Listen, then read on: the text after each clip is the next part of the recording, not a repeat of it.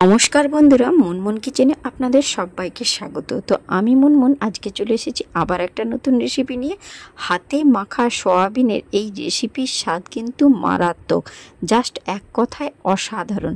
আপনারা তো সয়াবিনের অনেক রকম রেসিপি খেয়েছেন, একবার হাতে মাখা এই সয়াবিনের রেসিপিটা একবার হলেও বাড়িতে ট্রাই করবেন।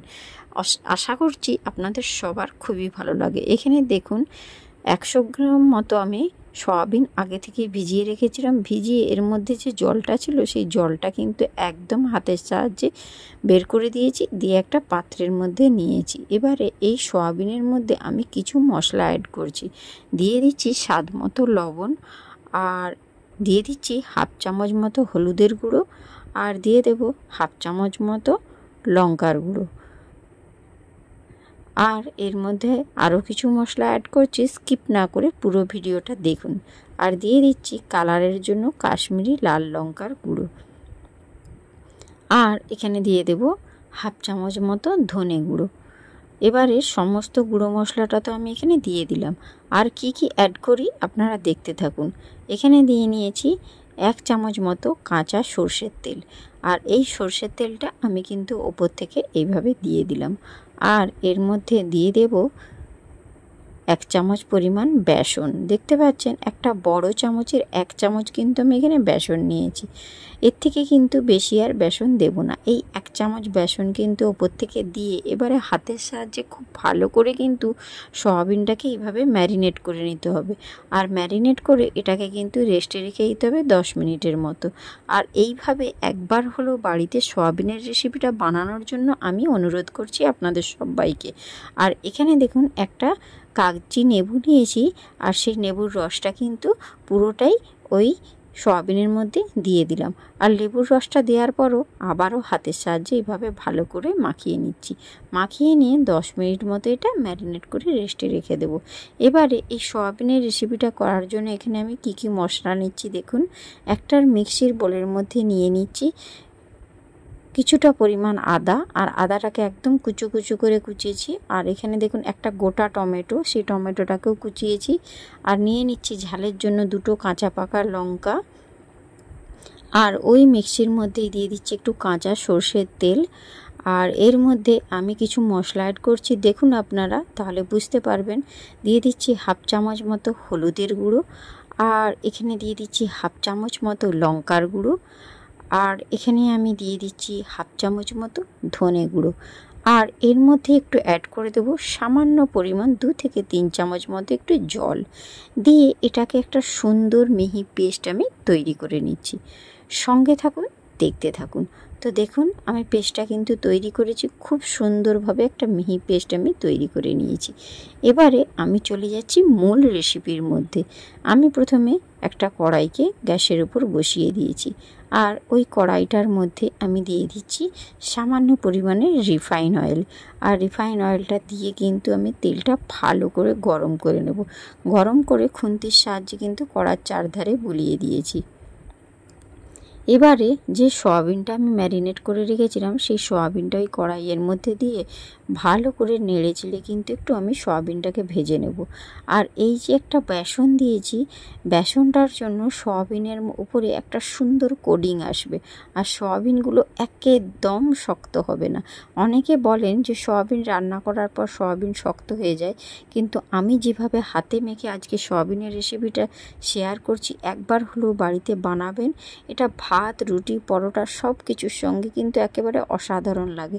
আর নিরামিষের দিনেও যদি আপনারা এইভাবে বানান তাহলে কিন্তু এক থালা ভাত নিমিষেই শেষ হয়ে যাবে। রুটি, পরোটা সব কিছু খেয়ে নিতে পারবেন এই একটা পদ দিয়ে।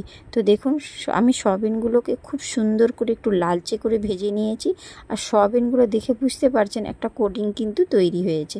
এবারে এই সয়াবিনগুলোকে আমি সমস্তটাই একটা পাত্রের মধ্যে তুলে নিচ্ছি। আর ওই কড়াইটা আমি এখন আর নামিয়ে নেব না। ওই কড়াইয়ের মধ্যেই আমি দিয়ে দিচ্ছি কিছুটা পরিমাণে আবার সর্ষের তেল দিলাম। আর সর্ষের তেলের মধ্যে আমি দিয়ে দিচ্ছি কিছু আলু, যে আলুটা আমি আগে থেকেই ডুমো ডুমো করে কেটে রেখেছিলাম। ডুমো ডুমো করে আলুগুলোকে কাটলে খেতে কিন্তু দারুণ লাগে। আর এইভাবে ডুমো ডুমো করে আলু যে কেটেছিলাম সেগুলোকে তেলের মধ্যে দিয়ে এবারে কিন্তু নেড়ে চেড়ে খুব ভালো করে কিন্তু আমি আলুটাকে ভেজে নেব। আর জানেন বন্ধুরা, আলুটা কিন্তু কষা হলে এই তেলের মধ্যেই কিন্তু 99% সেদ্ধ হয়ে যায়। আর যাতে আলুটা খুব একটা ভালো করে সেদ্ধ হয়ে যায় তার জন্য এখানে দিয়ে দিলাম স্বাদ মতো একটু 1/2 চামচ পরিমাণ লবণ। লবণটা দিয়ে একটু নেড়ে চেড়ে আমি ঢাকনা দিয়ে দিলাম 2 থেকে 3 মিনিট মতো। 2 থেকে 3 মিনিট পর ফিরে আসছি। দেখুন আলুটার কালার দেখে বুঝতে পারছেন আলুটা মোটামুটি কিন্তু ভাজা হয়ে এসছে, আর গায়ে দেখুন একটা লালচে ভাব এসেছে। এই পর্যায়ে কিন্তু আমি আলুটাকে এবারে একটা পাত্রের মধ্যে তুলে নিচ্ছি। আর এখনও দেখুন কড়াইতে কিন্তু এখনও অনেকটা পরিমাণ তেল রয়েছে। তো এর মধ্যেই আমি রেসিপিটা তৈরি করব। আরও এর সঙ্গে দিয়ে দিলাম খানিকটা পরিমাণ সর্ষের তেল। তো আমি কিন্তু বেশি মশলা বা তেল এর মধ্যে অ্যাড করছি না। আর ওই তেলটা গরম হয়ে গেলে ওর মধ্যে দিয়ে দিচ্ছি একটা তেজপাতা আর একটা গোটা শুকনো লঙ্কা, আর নিয়ে নিচ্ছি কিছুটা পরিমাণ কারি পাতা। আর কারি পাতাটা দিয়ে এভাবে যদি তেলের মধ্যে ভেজে নেন, দিয়ে রেসিপিটা বানান, আশা করছি খেতে অসাধারণ লাগে। আপনারা একবার হলেও বাড়িতে বানাবেন, তাহলেই বুঝতে পারবেন। আর এখানে দেখুন মিক্সিতে যে মশলাটা আমি পেস্ট করে রেখেছিলাম ওই মশলাটা কিন্তু আমি তেলের মধ্যে দিয়ে খুব ভালো করে কিন্তু আমি মশলাটাকে কষিয়ে নেব। যতক্ষণ না মশলা থেকে তেল ছেড়ে বেরিয়ে আসছে ততক্ষণ পর্যন্ত আমি কিন্তু কষতে থাকবো। আর দেখুন এখন দেখে বুঝতে পারছেন অনেকটা তেল ছেড়ে বেরিয়ে এসেছে না? আরও কিন্তু ভালো করে কষিয়ে নেব যাতে আদার একটা কাঁচা গন্ধ থাকে। সেই কাঁচা গন্ধটা যতক্ষণ না চলে যাচ্ছে মশলাটা কিন্তু একটু ভালো করে কষিয়ে নেব। আর মশলা কষার কাছে কিন্তু রেসিপির স্বাদ অনেকাংশে নির্ভর করে। এই পর্যায়ে দেখুন মশলা থেকে তেল ছেড়ে বেরিয়ে এসেছে, আর ভেজে রাখা যে আলুটা ছিল এই আলুটা আমি এবার ওই মশলার মধ্যে দিয়ে দিলাম। দিয়ে প্রথমে আলুটাকে কিন্তু এই মশলার মধ্যে ভালো করে কষিয়ে নিতে হবে, তাহলে দেখবেন আলুটা সুন্দর সুসেদ্ধও হয়ে যাবে।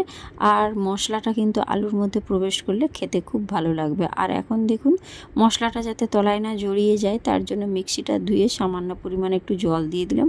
দিয়ে এবারে আলুর মধ্যে এটাকে কিন্তু ভালো করে কষিয়ে নেব, তাতে দেখবেন আলুটা খুব সুন্দর সুসেদ্ধ হয়ে যাবে। আর এই পর্যায়ে দেখুন নাড়িয়ে চাড়িয়ে নিচ্ছি, আর ভালো করে কিন্তু একটু মশলাটা কষিয়ে নেব আলুটা দিয়ে। তো এই পর্যায়ে দেখুন মশলা থেকে তেলটা কিন্তু একটু ছেড়ে ছেড়ে বেরিয়ে আসছে, আর আলুটা কিন্তু সুন্দর মশলার মধ্যে কষানো হয়ে এসছে। আর দেখতেই পাচ্ছেন মশলা থেকে দেখুন তেলটা কিন্তু একটু একটু করে ছেড়ে এসেছে, কারণ যতটা পরিমাণ জল ছিল এখন কিন্তু অতটা আর জল নেই।